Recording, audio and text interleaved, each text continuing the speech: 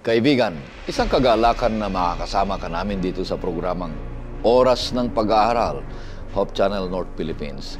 Isang pag-aaral ng salita ng Diyos na patuloy na nagbibigay sa iyo ng kapanatagan ng iyong puso.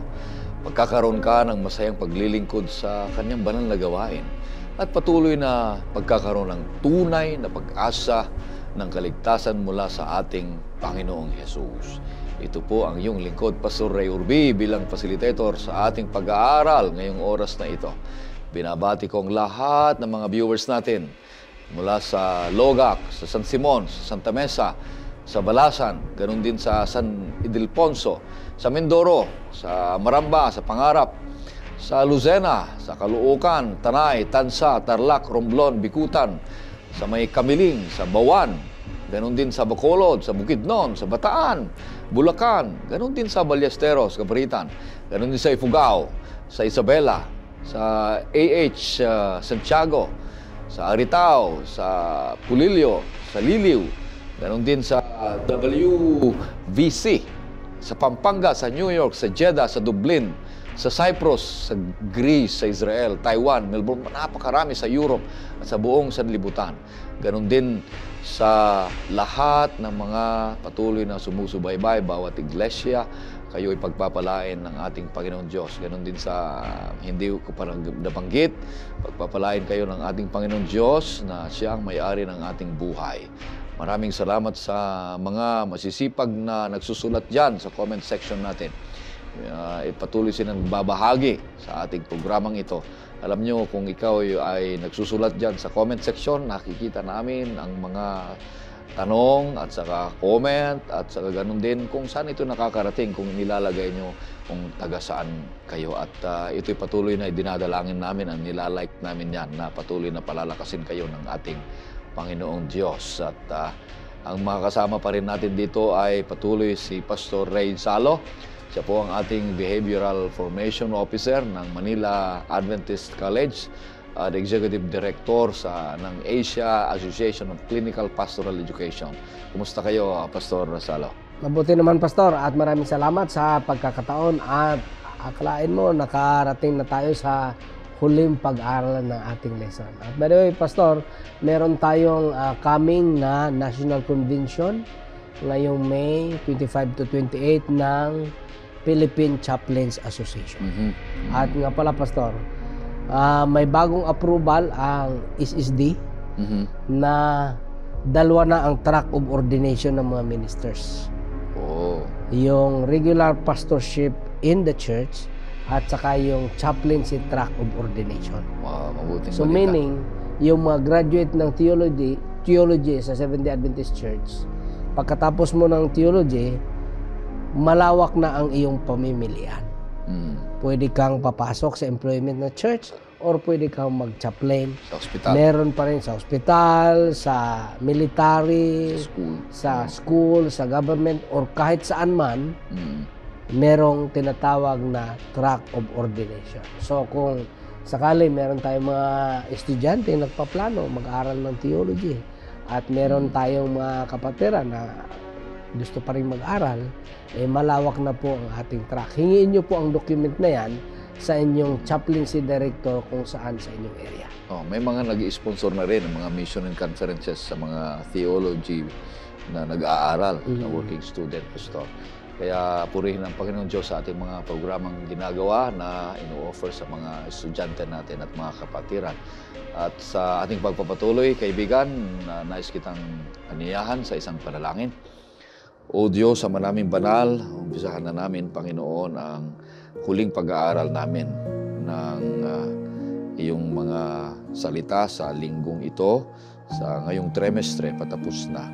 At haharapin na namin ang mga hamon, pagpapala at pag-asa sa susunod na taon. Pagpapalain ng bawat isa sa amin, ang mga may sakit, o Diyos, Panginoon Diyos, ay restore mo ang kanilang mga kalusugan at anumang mga estado ng buhay ay pagpapalain ng bawat isa.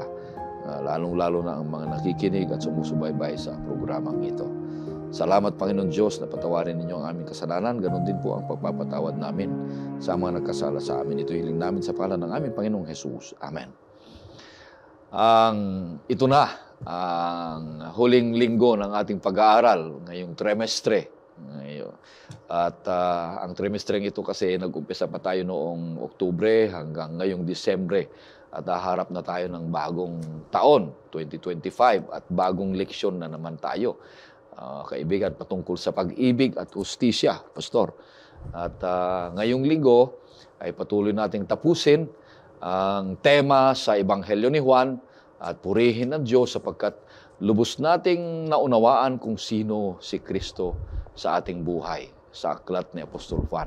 Ano ang kanyang mga turo at ang kanyang mga ginawa, ang kanyang patutuo na siya yung bugtong na anak at wala ng iba, at ganoon din ang kanyang pangangaral patungkol sa kaligtasan at kaugnayan sa kanyang kaharian. Nalaman natin yan sa mga buong pag-aaral natin. Patuloy na susubaybay ka, kaibigan, sa susunod na mga trimestre na darating ngayong susunod na taon, at upang patuloy na lalo mo pang maunawaan at mapapalapit ka sa ating Panginoong Hesus sapagkat siya ay malapit ng darating.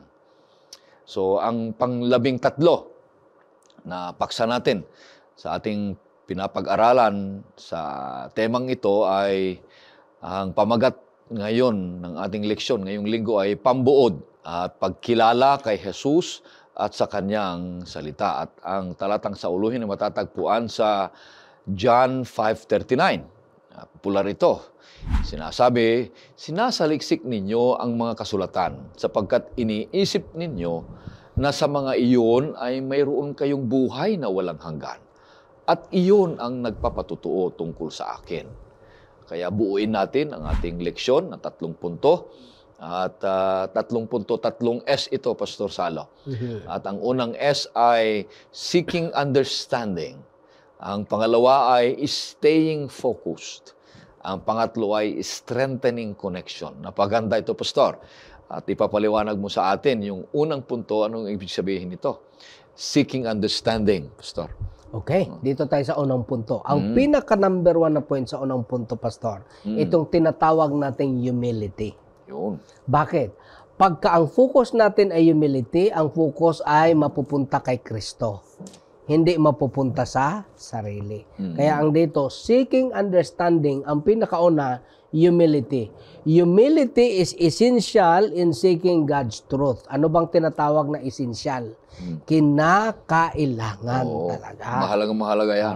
Ibig sabihin, merong tinatawag na essential requisite, merong tinatawag na formal requisite. Pagka formal requisite, pwedeng mawala yon. Pero pag sinasabing essential requisite, hindi talaga pwedeng mawala yon. Yan sa ating Article 7, Paragraph 2 sa Family Code. Diyan nag-uumpisa ang ating karapatan o kapangyarihan ng mga pastor na mag-officiate ng marriage. Kaya kailangan ma-distinguish natin ano ba yung tinatawag na formal requisite at essential requisite. Now, dito sa pag-aaral ng banal na salita ng Diyos, para maintindihan natin, essential requisite. Ano yon? Itong tinatawag na humility. Tingnan daw natin, Pastor, sa Kapitulo 21, 15 hanggang 17 ng Juan. Pagkatapos nilang makapag-almusal, sinabi ni Jesus kay Simon Pedro, Simon, anak ni Juan, minamahal mo ba ako ng higit kaysa mga ito? Sinabi niya sa kanya, Opo, Panginoon. Nalaman mo na minamahal kita. Sinabi ni Jesus sa kanya, pakainin mo ang aking mga kordero. Sa ikalawang pagkakataon ay sinabi niya sa kanya, Simon, anak ni Juan, minamahal mo ba ako? Sinabi niya sa kanya, Opo, Panginoon, nalalaman mo na minamahal kita. Sinabi niya sa kanya, alagaan mo ang aking mga tupa. Sinabi niya sa kanya sa ikatlong pagkakataon, Simon, anak ni Juan, minamahal mo ba ako? Nalungkot si Pedro sapagkat 3 ulit nang sinabi sa kanya, minamahal mo ba ako? Sinabi niya sa kanya, Panginoon, nalalaman mo na ang lahat ng mga bagay, nalalaman mo na minamahal kita. Sinabi sa kanya ni Jesus, pakainin mo ang aking mga tupa. Ano bang pinakapunto rito? Bakit paulit-ulit, 3 beses, sinabihan ni Kristo si Pedro? Ang punto kasi dito, Pastor, may issue kasi si Pedro sa pagiging hambog. Sila lahat, may issue lahat eh. May issue sila lahat. Itong si Pedro, hambog to eh. At saka, madaling mag-react. Para pinapaalala din siya sa hinaharap na ma-realize niya nung 3 ding beses niyang pinagkalulo ang ating Panginoon Hesus. Pero doon siya nagkaroon ng conversion. So dito, para matutunan kasi ni Pedro yung tinatawag na humility. Kailangan pagmamahal. Humility. Yan ang pinakapunto dyan. So, essential element sa pagkaintindi ng salita ng Diyos, humility. Pangalawang essential element, dependence on the Spirit that illuminates the Bible. Ibig sabihin yan, makadepende tayo sa banal na Espiritu na siya talaga ang magpapaliwanag, hindi sa ating sariling kaalaman. Kapitulo 16, versikulo 13 ng 1. Anong sabi? Subalit kapag dumating na ang Espiritu ng katotohanan, papatnubayan niya kayo sa buong katotohanan, sapagkat hindi siya magsasalita ng mula sa kanyang sarili, kundi ang anumang bagay na kanyang marinig, iyon ang kanyang sasabihin at kanyang ipahahayag sa inyo ang mga bagay na darating.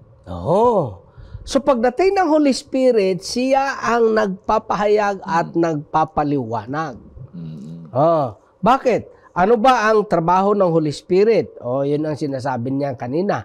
Umatras ka konti. Mag-umpisa ka sa 8 hanggang 11. At pagdating niya, kanyang sumbatan ang sanlibutan tungkol sa kasalanan at katwiran at sa kahatulan tungkol sa kasalanan, sapagkat hindi sila sumasambalataya sa akin. Tungkol sa katwiran, sapagkat ako'y pupunta sa Ama at hindi na ninyo ako makikita. Tungkol sa kahatulan, sapagkat ang pinuno ng sanlibutan ito ay hinatulan na. Mayroon pa akong maraming bagay na sasabihin sa inyo, ngunit hindi ninyo kayang dalhin sa ngayon. Sino ang magsasabi? Pinapaliwanag dito ni Kristo, napaalis na kasi siya. Pero bagaman paalis siya, magpapadala siya ng Espiritu ng katotohanan. Ano naman ang gagawin? Siya ang magkukonvict tungkol sa kasalanan sa sanlibutan. Sa paanong paraan? Punta ka sa 1 Corinto 3:16. Ito ang paraan kung paano ang Holy Spirit mag-convict sa tao. Hindi ba ninyo nalalaman na kayo ay templo ng Diyos at ang Espiritu ng Diyos ay naninirahan sa inyo? Ito yung tinatawag natin na sinasabing dwelling. Pagka naninirahan sa atin, ibig sabihin yan, hindi naman na pumasok siyang papaano ba, titira talaga sa kalooban mo. Hindi sabihin. Ibig sabihin nga, ito ang magpapaliwanag sa iyo. Through the spiritual reflections and meditations, silence in the presence of God, i-impress ka ng Holy Spirit. Kaya ang tawag sa theological term nito ay inspiration. Biblical inspiration. Now, ihalin tulad natin yan, isimple natin. Pagka ikaw ba ay na-inspired sa isang dalaga, ang dalaga ba'y tumira sa iyo? Hindi. Nakita mo pag nandyan, masaya ka. Na-inspired. Inspiration. Ganyan din ibig sabihin na pag na-inspired ka, yung concept, yung understanding, ibibigay sa iyo ng Holy Spirit. Kaya nga, ang kasalanan sa banal na Espiritu, kaya hindi mapapatawad ang sinabi ng ating Panginoon Hesus sa Matthew 12:31 hanggang 32, sapagkat, ganito kasi ang sunod-sunod niyan. Ang forgiveness, bago ka mapatawad, kailangan ng repentance. Bago ka mag-repent, kailangan ng conviction. Ang conviction ang nagbibigay noon ang Holy Spirit. Acceptance pa. Acceptance and conviction. So, ibig sabihin, pagka hindi mo tinanggap, hindi ka nakukonvict. Ang kasalanan sa against the Holy Spirit, dalawa yan, Pastor. Yung tinatawag na blasphemy against the Holy Spirit, 2 counts. Number 1, hindi mo siya pinapakinggan. Pangalawa, ang background kasi niyan, nung nagmiraglo si Ginoong Hesus, sabi nila ay, Beelzebub yan. Sa Diablo yan. Pangalawa, ikinikredit mo ang gawa ng Holy Spirit doon sa gawa ng kaaway. Pangatlong requisite, Pastor, or essential element, itong tinatawag na recognize Christ as the source of truth. Basahin daw natin ang versikulo 6 ng 14 ng Juan. Sinabi sa kanya ni Jesus, "Ako ang daan at ang katotohanan at ang buhay. Sino man ay hindi makakarating sa Ama kundi sa pamagitan ko." Wala na ibang daan. Siya lang talaga. Siya ang daan, siya rin ang buhay, at ang in-emphasize niya dito, siya rin ang katotohanan. Paano malaman ang katotohanan? Sa pamagitan ng pag-aaral ng kanyang salita. Paano natin maintindihan ang pag-aaral ng kanyang salita? Sa pamagitan ng pagdepende natin sa banal na Espiritu, sapagkat siya ang nagpapaliwanag sa atin. Now, paano tayo lalapit sa banal na Espiritu? Kung tayo ay humble at may humility. Ganun yun. Ganun ang pagkasunod-sunod. Hindi sabihin, magaling talaga ako. Ganito talaga. Hindi, sapagkat wala nga tayong atin. Isa lang ang property natin sa mundong ito. Yung decision mo. Yung decision mo, yung karapatan mo, at yung kasalanan mo. Yan yung tinatawag na personal property. Yun lang talaga. So dito mga taga-subaybay, in order for us to seek to understand the word of the Lord, we need to have humility. Second, we need to have complete dependence on the Spirit. Third, we will recognize that Christ is the source of truth. In absent of these three requisites, we cannot fully understand at hindi natin ma-appreciate ang katotohanan sa banal na salita, na ang katotohanan na ito ay walang iba kundi ang ating Panginoong Jesucristo. Kaya ang sabi dyan sa ating susing talata, sinasaliksik natin ang kasulatan. Sapagkat, dalawang bagay dyan. Ito ang nagpatutuo tungkol sa akin. At kung maintindihan nyo ako, sabi ni Kristo, kasi nagpatutuo itong kasulatan, naniniwala kayo na magkaroon kayo ng buhay na walang hanggan. Walang hanggan. So, ganun yun. Si Kristo, pero kailangan humility, dependence, at i-recognize natin siya na siyang source ng lahat. Yan. Purihin ang Panginoon Diyos. Naintindihan na natin kung paano magkakaroon ng kaliwanagan sa salita ng Panginoon Diyos at magkaroon tayo ng pag-asa, ng kaligtasan, ay hanapin natin, seeking understanding. O kaya kailangan kayo ng Panginoon Diyos na magbalita. Kasi hindi mo naman pwedeng i-recognize ang isang bagay pag hindi mo pa nalaman. Correct. Pagkatapos na nalaman mo, sino naman ang magpapaalam sa iyo? Dapat may magpaalam. Kaya ang bawat isa sa atin ay hinihimok ng Panginoon Diyos na tayo ay kasangkapanin ng Panginoon Diyos na magpaalam o kaya magbahagi para ang mga tao ay meron silang privilege o kaya understanding sa lahat ng mga salita ng ating Panginoon Diyos. At sa pamaraan yan ay banal na Espiritu, Pastor. So, ang mga bawat isa sa atin ay kailangan tayong magpakumbaba. Ang pagpapakumbaba ay teachable ng tao. Kaya nga sabi dyan, Pastor, kailangan maging kagaya tayo ng ilog. Hindi lake. Anong kaibahan ng ilog at saka lake? Pareho na may tubig yun. Yung ilog tuloy-tuloy. Tuloy-tuloy. Nagsishare. Nagsishare. Ang lake, ay hindi. sa kanya lang. Sa kanya lang. So, kaya pagka walang outlet, maging mabaho pa madumi yun. ang tubig at mabaho. Mabaho. Pero pag running yan, pag running, malinis. So, ang katotohanan, hindi. Pag nag-aral tayo, hindi lang sa atin yan. Kundi, isinishare ibahagi natin yan. Ibahagi. Kaya nga tinawag sa yung ilog sa Dead Sea. Ay yung dagat. Nakarating ka na ron? Oo. Talaga ikay lulutang, Pastor. Ganon? Oo, lulutang ka kahit anong gagawin mo. Lulutang ka. Nagbasa ka ako na gano'n eh. Oo, lulutang ka talaga kahit anong gawin mo. Makatayo ka talaga. Makakatayo. Oo. Grabe, no? Lulutang ka. Talaga.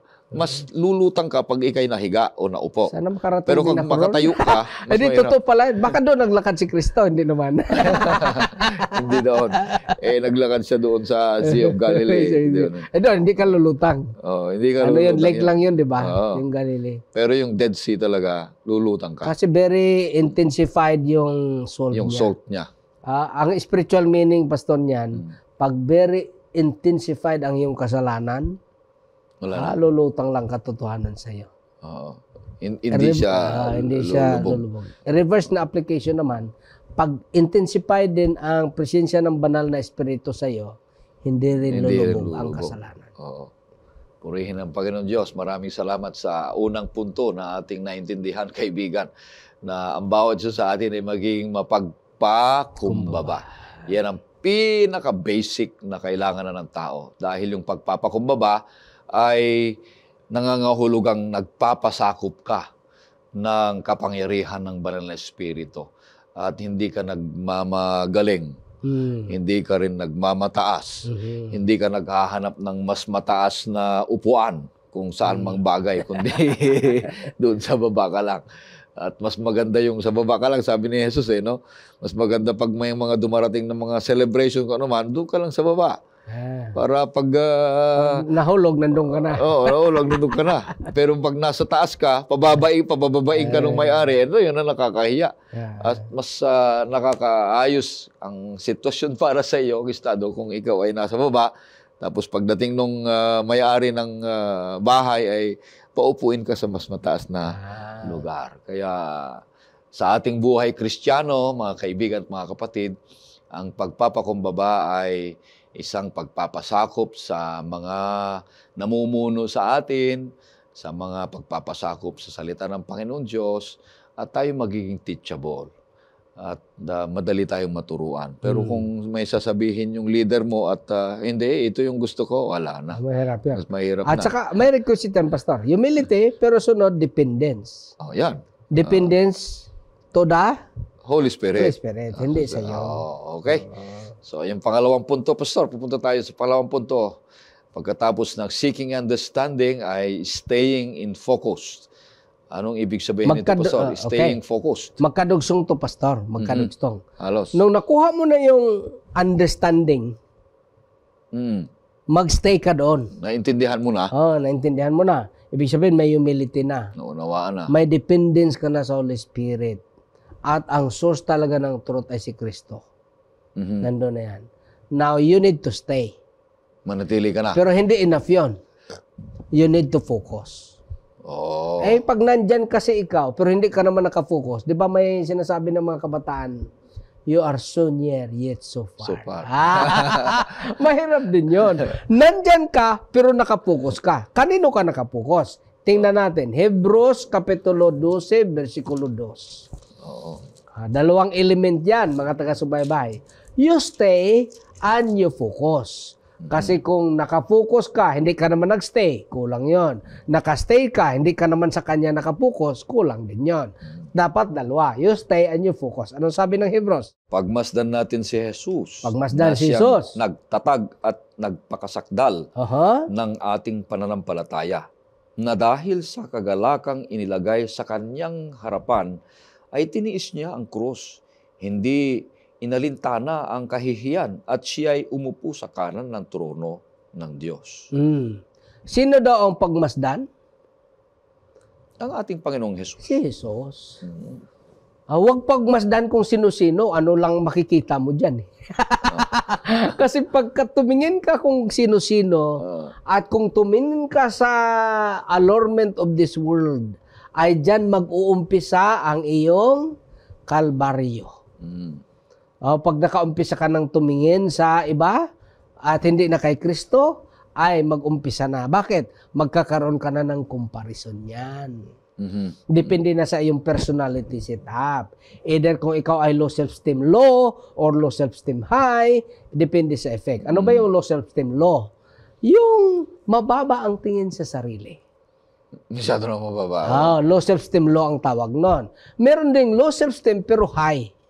Ano man yun? Masyado naman. Sobrang taas din naman ang tingin sa sarili. Yung mga GGS, gandang-ganda sa sarili. Ay, parehong kulang yon. Bakit? Si Kristo lang dapat ang ating titingnan. Okay, sunod. Ang sunod dito, sa pangalawang punto, ang sinasabi, avoid comparing your path to others. Bakit? Iba-iba kasi ang journey ng tao. Tingnan natin, ang Juan, Kapitulo 21, talatang 22. Ano ang sinasabi dyan? Sinabi sa kanya ni Jesus, kung ibig kong siya'y manatili hanggang sa ako'y dumating, ay ano nga sa iyo? Sumunod ka sa akin. Meron issue kasi dyan ang background dyan, Pastor. May chismis kasi ang mga disipulo. Ay, pati pala mga disipulo noon may mga chismis. Kaya huwag tayong magtaka. Ngayon, mga taga-subaybay, kung kahit anong level ng mga tao, may mga chismis pa rin. Yung mga disipulo nga, may chismis-chismis sila noon eh. Narinig kasi nila yon at ang sabi, ay, si Juan daw hindi mamatay. Kaya ang sabi ng Panginoon, teka lang, ano ba ito sa'yo? Kung sa salitang kanto ba, anong pakialam mo dyan sa sinabi ko? Kung gugustin ko na ang taong ito ay hindi mamatay, ano sa'yo? Ibig sabihin ni Kristo dito, sabi niya dyan, sumunod ka sa akin. Huwag kang tumingin dun sa iba, sapagkat iba ang journey nila. Kasi yung mga tao daw malakas mag-compare sa kanilang sarili sa iba, Pastor, ito yung napaka-miserableng mga tao.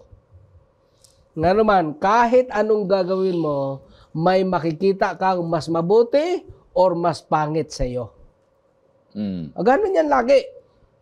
Ngayon, pag ang makita mo ay mas mabuti, kinumpir mo sarili mo, baka manliit ka, ma-discourage ka, ma-depress ka pa. Pag nakita mo naman mas pangit sa iyo, baka ikaw ay maging hambog. Ganun yung tendency.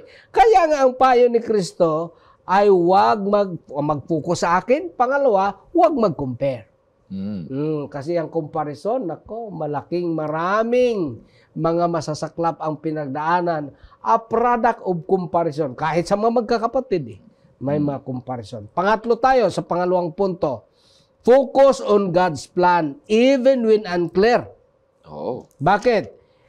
It will reinforce your faith and strengthen your commitment.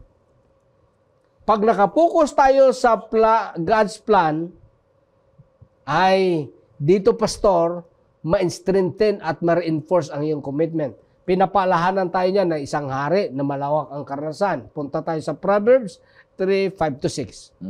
Sa Panginoon ay buong puso kang magtiwala. Ano daw? Tika lang. Ano natin? Sa Panginoon ay buong puso kang magtiwala. Tatlo yan. At huwag kang manalig sa sarili mong pang-unawa. Analyze natin yan, ha? Una, sabi niya, sa Panginoon. Hindi sa leader mo, hindi sa sarili, hindi sa kung anong tapos mo. Sa ano yan? Sa Panginoon, tapos anong gagawin mo? Buong puso kang magtiwala. Buong puso kang magtiwala. Hindi pwedeng half-half. Sa cafeteria lang yung may half rice. Pero sa Panginoon, hindi. Ang commitment mo, buo. 100% yun. 100%. Kasi, pagka may minus yun, kulang na yun. Kung 99% sa Panginoon. Hindi nga ganoon Buo talaga ang sabi niya. 99.9%. Ay, wala rin. Buo talaga. Ngayon, ang sabi niya. May reservation pa pag gano'n. Pagka gano'n. Kaya si Kristo doon sa, doon sa 26 ng Mateo, nung buo niya nang isinuko ang kanyang sarili, thy will be done, doon pa nawala ang kanyang mga anxiety. Anong sunod doon? Tuloy mo nga, Pastor. Sa lahat ng iyong mga lakad, siya'y iyong kilalanin. Sa lahat ng mga lakad, siya ay iyong kilalanin. Hindi sa ibang lakad lang. Lahat, sabi niya. Lahat ng lakad. Ibig sabihin dyan, sa salitang Ingles, all of the affairs. Sabi kasi na iba, hindi ako naglakad, sumakay ako. Hindi ibig sabihin yan. Hindi ganyan ang context. Ang context niyan, all of our affairs in our life. Whether that is personal affair, yun. Yan ay public affair. Yan ay sa social affair. Family affair. Spiritual everything affair. Lahat. Is an act of focus. pagkilala. Pagkilala. Na ibig sabihin, hindi talaga atin to. Matagal ko nang binabanggit sa mga nakalipas nating leksyon, ang meron talaga lang tayong personal property and rights ay ang ating kasalanan. Yun lang talaga ang meron ng tao. Iyo yun eh. Iyo yun. Hindi mo yan pwede ipasa sa iba. Ipasa sa iba. Atin yun, personally. Kaya dito, para makafocus tayo, ito ang suggestion. Number 1, huwag kang mag-shift sa kanino at kung ano. Nakapokus lang kay Kristo. Number 2, huwag kang mag-compare. Kung mag-compare ka man, kay Kristo mo i-compare. Sarili mo. Okay. Pangatlo, focus on God's plan. Iba yung tinatawag na God's plan, iba naman yung plan of God. Ano ba ibig sabihin nun? Ang kadalasan dyan, nung ako'y clinical chaplain pa, pag may mga bumibisita na hindi naman na-train, merong challenges yung tao, sabihan ka, sige lang sister, plano ito ng Diyos. Pagbintahan mo pa ang Diyos. Plano ito. Pagbintahan mo pa. Ibig sabihin, na God has plan. Walang kahit anong nangyari na hindi saklaw ng God's plan. Plano lahat yan. Pero hindi lahat ng nangyari sa iyo ay plano ng Diyos. Pinagplanuhan niya lahat. Kasi meron kang participation eh. Kaya maganda ang analogy dyan ni Dr. James Londes. Ang sabi niyan, God's plan is like a GPS or Waze. Na pagka napamali ka ng daan, meron siyang bago uli na ituro sa iyo. Para makabalik ka doon. Nagtuturo, lumagpas ka, meron uli. Lumagpas ka, meron uli. Ganon ang God's plan. Walang kahit ano na hindi saklaw ng God's plan. Pero hindi lahat ng bagay na nangyari sa iyo ay plan of God. Bakit? Ikaw namang nagplano nun eh. Dinesisyonan mo yun. Dinesisyonan mo eh. Kasi nga, ang tawag niyan, tinatawag niyan na participatory affair. Partnership na eh. Kaya nga, ang stewardship is a partnership of the one who know or recognize Christ's lordship and recognize as a manager of His affairs on earth. So, ibig sabihin, Pastor, para tayo ay magkaroon ng experience na maganda, focus tayo kay Kristo, huwag mag-shift, huwag mag-compare, at kailangan focus on God's plan. Ano bang plano niya? I-restore niya tayo pagdating ng panahon. Purihin ng Panginoon Diyos. Napakaganda ang pangalawang punto. Manatiling focus sa Panginoon Diyos. At ang pananatili dyan ay huwag magkumpara sa sarili o sa iba. Kasi yung pagkumpara sa sarili, Pastor, sa iba, ayun yung umpisa ng inggit. Doon nag-umpisa si Lucifer eh. Nung ikinumpara niya yung sarili niya sa iba, kay Jesus. Kung ikumpara niya yung sarili niya sa mga anghel, ay siya ang pinakamantaas na eh. Pero ikinumpara niya yung sarili niya, kanino? Kay Jesus. Doon siya nagka-problema. Ganon din tayo, kung meron sa kaisipan natin ay lagi tayong magkukumpara o makikikompete yung attitude natin, competition yung laging nasa isip natin at hindi gusto sa sarili, ay mali iyon.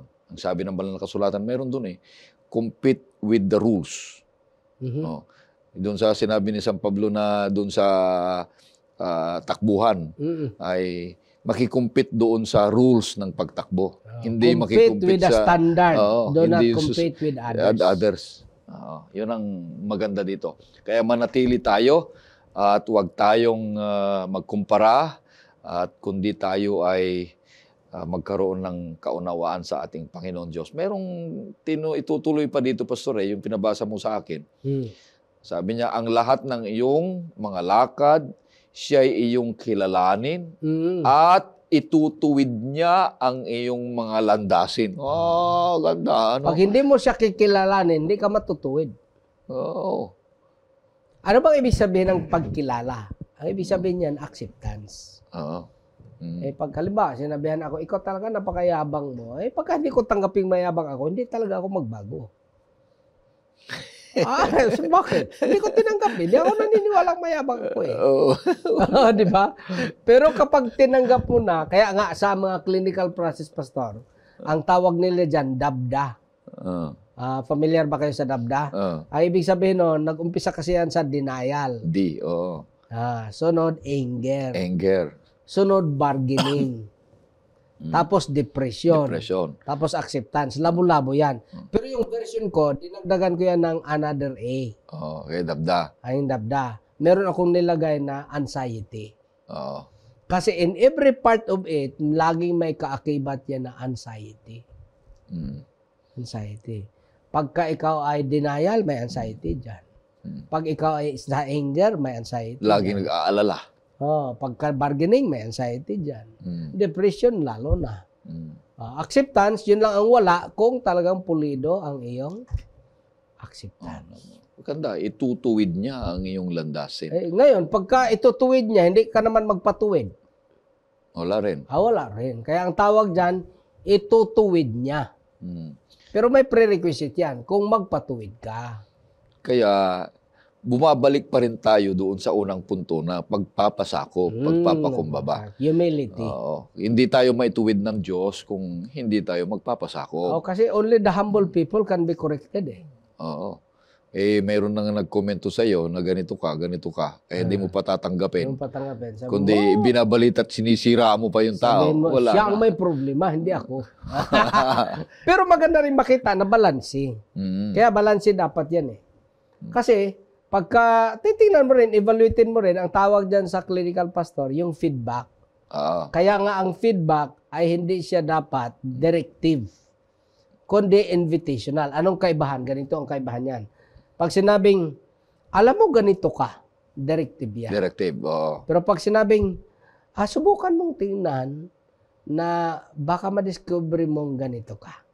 Subukan mong pagnilay. Ibang paraan yun. Ibang paraan yun. Ang tawag niyan, invitational. So, nasa Panginoon, nasa tao, yung pagdedesisyon. I-declare na niya pag ganun siya. Ang approach ng Panginoon ay invitational. Halimbawa, John 3:16, ang sabi niya, mahal talaga kita. Kaya ibinigay kong sarili ko sa iyo. Pero, whosoever, kung sino lang ang tumanggap at maniniwala. Ganun siya. Conditional pa rin yun. Nasa sayo Kaya magbago ka talaga kung ikaw ay magdesisyon. Kasi kaya nga mahalaga pastor na magandang ma-analyze din kung anong personality na yung bibigyan ng feedback. Kasi ilalapat mo kung anong personality. At ang napakagandang ehemplo niyan si Kristo. The way He deal with the individual disciple ay akma doon sa kanilang personality. Iba-iba yun Iba-iba. Paano niya dinil si Thomas? Ay, talagang dahil siya laging nagdududa. Halika. Paano niya dinil si Pedro, yung kaninang binasa natin? Dahil talagang 3 beses. Pinaramdam niya ng pagmamahal. Si Juan. Marami. Iba-iba. Kaya nga ang ano dyan, pastor, pag inaral natin yung discipleship care group ng ating Panginoon Jesus, 3.5 years. Bakit? Para sa kanya kasi, healing before preaching. Ganun yung tema ng ating Panginoon Jesus. Healing before preaching. Hindi niya binigay ang gospel commission nung alanganin pa ang mga disipulo. Wala pang conversion. Immediate need muna. At saka holistic conversion. Pagkain muna. Ang problema niya, hindi pa nga ayos yung tao. Sisingilin mo na. Magagalit pa sa iyo. Ang produkto niya tapos din. Kaya magandang ma-reconsider yan na ang goal talaga ng buhay ay, sabi ni Kristo ay, gumawa tayo ng mga disipulo. Disipulo. Maganda yung naalala ko yung iba-iba, sabi mo iba-iba ang treatment ng Panginoong Hesus sa mga alagad. Kaya tinawag si John Beloved. Kasi sip-sip siya Sip-sip si Juan. Mas marami siyang kasing panahon na ginugugol sa Panginoong Hesus. Kaya tinawag siya Beloved. So hindi ibig sabihin na ang Panginoon ay partial. Kundi siya ang maraming ibinuhos na panahon. Ganon din sa atin. Marami ka mang panahon, or konti, ang pagmamahal ng Diyos, parehas Pareho. lang yan. Okay. Kaya pupunta na tayo sa pangatlong punto. Napaganda. Yung unang punto ay seeking understanding.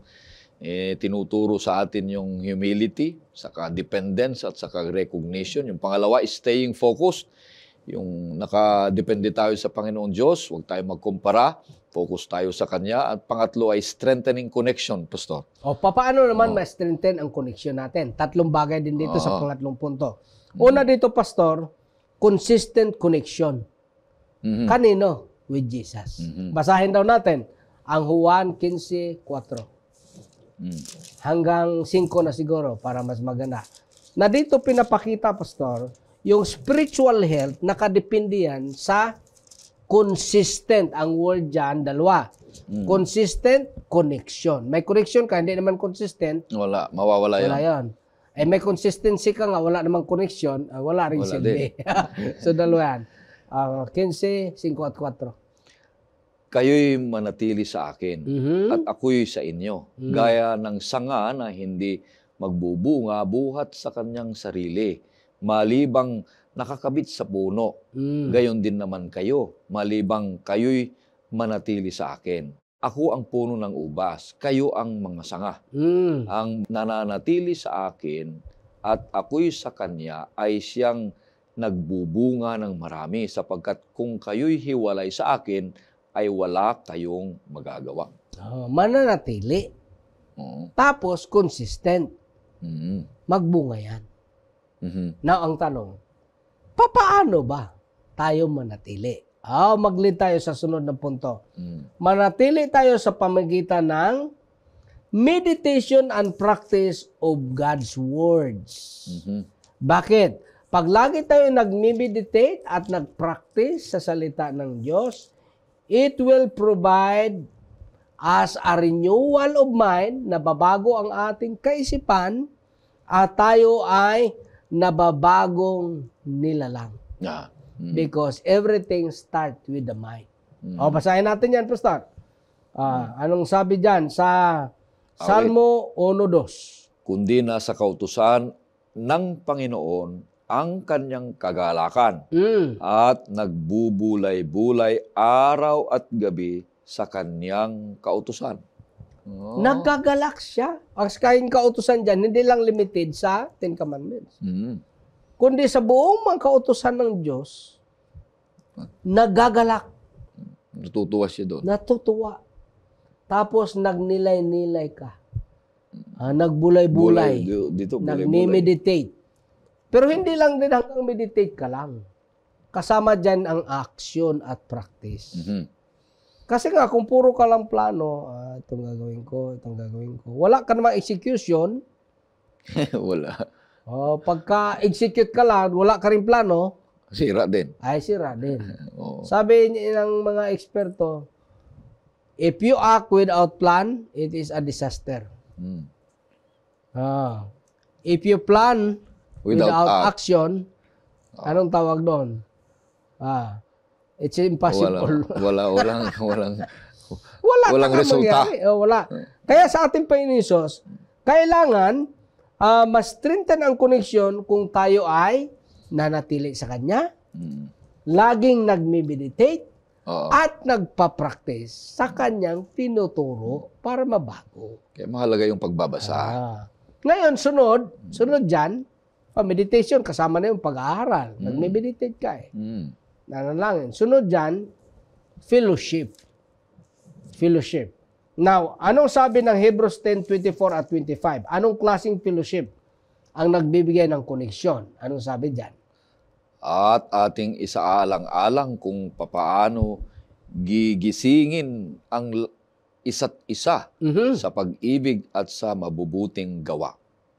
Na huwag nating pabayaan ang ating pagtitipon gaya ng ugali ng iba, kundi palakasin ang loob ng isa't isa, lalong-lalo na kapag inyong nakikita na papalapit na ang araw. Dito tayo mag-spend ng mahaba-habang panahon, Pastor. Strengthening fellowship. Ano daw ang klaseng pagtitipon?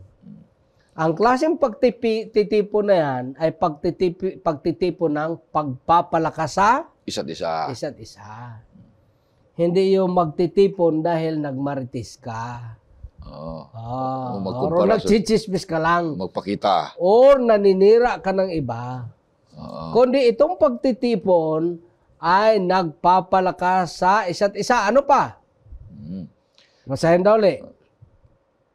At sabi niya dito, at ating isaalang-alang kung papaano gigisingin ang isa't isa Gigisingin ang isa't isa. Ibig Sa sabihin dyan, pag-ibig. paalalahanan sa pamagitan ng pag-ibig pag-ibig. at sa mabubuting gawa. At mabuting gawa. Meron naman kasing iba nang gigising nga at namumuna ng iba, pero hindi naman dahil sa pag-ibig. Naninira na lang. Dahil lang sa inggit.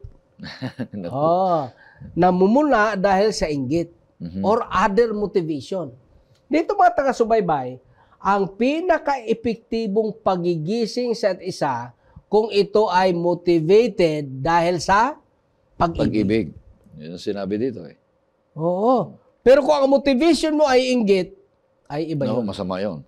Ang motivation mo kay meron kang ibang agenda, ang tawag sa iba dyan, sa mga legal term, ay personal interest. Kung yun ang motivation mo, ay hindi rin yun effective. Ano dapat ang motivation? Pag-ibig. Sunod. Na huwag nating pabayaan ang ating pagtitipon gaya ng ugali ng iba, kundi palakasin ang loob ng isa't isa. Palakasin ang loob ng isa't isa. Huwag pabayaan ang pagtitipon sa ating konti. Kasama na dyan yung mga church regular services. Yan. Huwag mong pabayaan, kapatid, kung ikaw ay Sabbath school teacher, utang na loob, dumating ka ng maaga. Yan ang application yan. Ang problema, yung superintendent, na problema na. Kasi magliliso na, wala pa ang Sabbath school teacher. Ayun lang. Tapos nung pagdating, late na nga, hindi pa alam kung ano ang lesson. Aba, sakit sa ulo. Pero mas masaklap dyan, pati yung superintendent, yun ang huli. Wala na. Kaya ibig sabihin dyan, practically, huwag pabayaan. Ibig sabihin, maging mindful tayo sa ating kanya-kanyang mga responsibilidad as well. Ang tanong nga, Pastor, mahalaga ba ang pag-aaral ng leksyon, yung Sabbath school class? Oo, bakit huli ka? Yun Kung talagang mahalaga. Mahalaga ba ang Sabbath school? Bakit huli ka? Kaya sabi nga ng iba, 7-11 ka. Bakit? Adventist ka ng 7 araw, pero pang 7 araw-araw ng Sabat, alas 11 ka darating. 7-11. 7-11. Yung pala ibig sabihin 7-11. Oo. Kaya nga, dito kasi, ang pinapakita sa atin, fellowship kasi yan. Anong kaibahan ng merong spiritual element at saka social fellowship lang? Ang kaibahan, Pastor, sa presensya ni Kristo. Oo. Kung lagi lang tayo nag-iipon, nagpapatlak, masaya tayo, pero wala namang Kristo, Wala namang pinag-usapang walang pinag-usapan, kabanalan. walang pagigising sa bawat isa, social lang yun. Oo. Sa aming practice dyan, sa clinical, ang tawag ko dyan, what is the difference between the pastoral visit and the social visit. Oo. May kaibahan yan. At kung gusto nyo malaman, mag-enroll kayo sa clinical pastoral education. Kasi malalim ang treatment. Oo, malalim, mapaliwanag yan. Malalim dyan. So, anong last dyan? Basahin mo yung last. Sabi niya rito, lalong-lalo na kapag inyong nakikita, napapalapit na ang araw. Ngayon, pagka tingnan nyo sa YouTube, tingnan nyo sa balita, mga taga-subaybay. Sa ngayon, grabe, kaliwat kanan ang gera. Sa Europe, may gera. Sa Middle East, may gera. Sa Syria, 2 gera doon. Syria at saka sa Israel at saka Philistines. At meron pa tayong kapitbahay na parang gustong-gustong manggera. Meron din. Kung siguro tayo ay may kapasidad manggera, baka pumalag na. Wala lang tayong magawa Talaga. Kahit bombahin. Yan siguro yung humility, Pastor. Kahit bombahin ka ng tangke ng tubig, wala lang. Okay.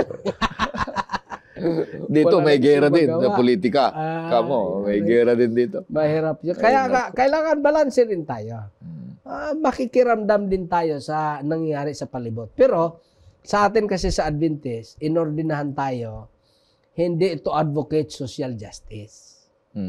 inordinahan tayo. Kaya nagtataka yung iba, bakit mga pastor ng Adventist inactive sa issue ng politika? Hindi sumasama. Hindi kasi yan ang ating ordination purpose. Ang atin ay spiritual purpose. Under the principle or the separation of state and state, church and state sa ating constitution. Tama yun.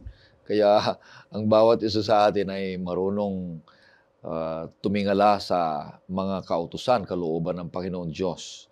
Marunong tayong mangunawa sa mga nangyayari ng mga karanasan natin dito sa lupa. Napapalapit na ang ating Panginoong Jesus. Mga kapatid, paghandaan natin ito. Ang isang kwento na alam ko ay, kung ikaw ay naghahanda para sa langit, ngayon pag-umpisahan mo na. Ay, kasi nga Hindi ang pa paghahanda, pagdating, ngayon hindi ka kung pala. kailan na. Hindi yun handa. Huli ka na. Huli na. Hindi yun paghahanda. Maraming salamat, Pastor Salo.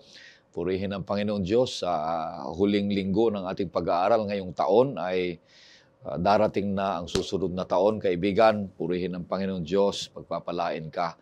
Ang 3 punto ay huwag nating kalimutan na mahalaga.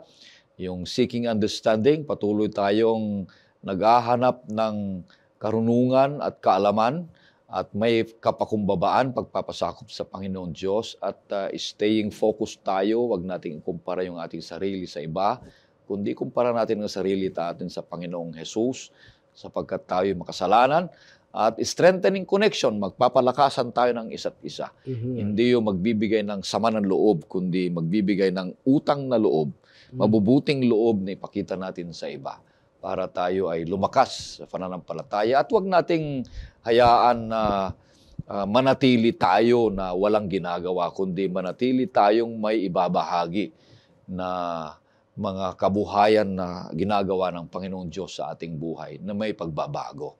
Para tayo isang magiging ehemplo na maging citizen sa lupa, mabuting citizen para sa langit na bayan. Ito, Pastor, ang napakaganda ng pagka-arrange ni Juan. Ni Apostol Juan. Sapagkat, ang pinaka-practical, inilagay niya sa huli. Yun. Para ito talaga ang tumatak. Kasi puro theory, pinag-iisipan natin. Ano ba ito? Ano ba ito? Diniscuss natin mga nakaraan. Pero ini-ending natin sa nagsulat ng ating lesson ngayon, maganda yung pagka-arrange niya. Sino bang ating principal contributor nito, Pastor? Si Thomas Shepard. Napakaganda. Si Thomas Shepard ba? Tama ba? Napakaganda yung kanyang pagka-arrange. Tama nga, no?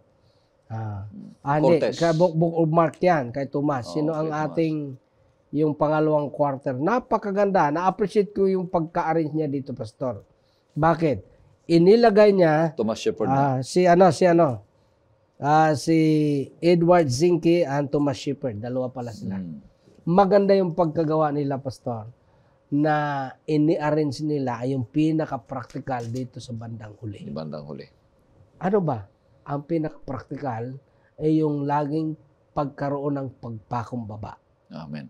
Sunod, depende sa banal na Espiritu. Sunod, recognize na kay Kristo lahat. Tapos mag-focus tayo, huwag magkumpara sa iba, sapagkat iba naman ating journey. Pero magpatuloy tayong mag-support sa isa't isa. Magbahagi. Mag-support din sa ating iglesia. Ang ibig sabihin yan, mag-offer din kayo for Hope Channel. At sa lahat ng bagay. Support eh. So ang support niyan, holistic yan eh. Hindi lang panalangin. Spiritual support, Padala ng suporta, material support, social support, lahat ng support. Kaya, yung ating mga taga-subaybay ay hindi naman yan tatanggihan ng Hope Channel kung magbigay kayo ng support. At maliban sa panlangin, meron ding material support. Maraming salamat. Gusto ng ating Panginoon. Ganon sa mga sumusuporta ay purihin ng Panginoon Diyos, pagpapalain kayo na patuloy na pagpapalain kayo ng Panginoon para pagpapalain kayo ng Panginoon Diyos at maging pagpapala din kayo sa iba. Kaya Pastor Salo, maraming salamat. At ganoon din sa mga lahat ng mga subaybay, tayo po ay makakarinig ng isang awitin. Pagkatapos niya na Pastor, kayo pa rin ang mananalangin.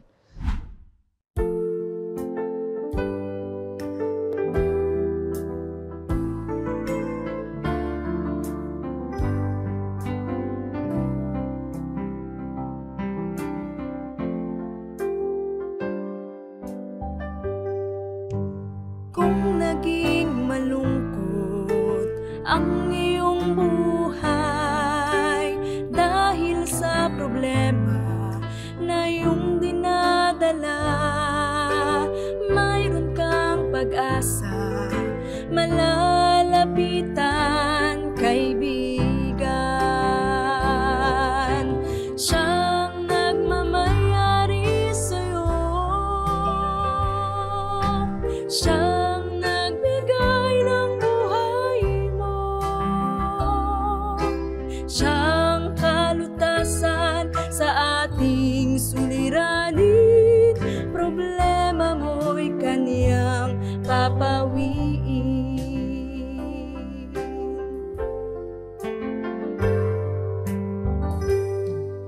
Sa bawat araw, sa bawat sandali, kanyang pinadama pag-ibig ng Diyos Ama. Huwag kang mag-alinlangan na siya ay lapitan, kaibigan. Siyang nagmamayari sa'yo, siyang nagbigay ng buhay mo, siyang kalutasan sa ating suliranin. Problema mo'y kaniyang papawiin. Siyang nagmamayari sa'yo, siyang nagbigay ng buhay mo, siyang kalutasan sa ating suliranin. Problema mo'y kaniyang papawiin. Problema mo'y kaniyang papawiin.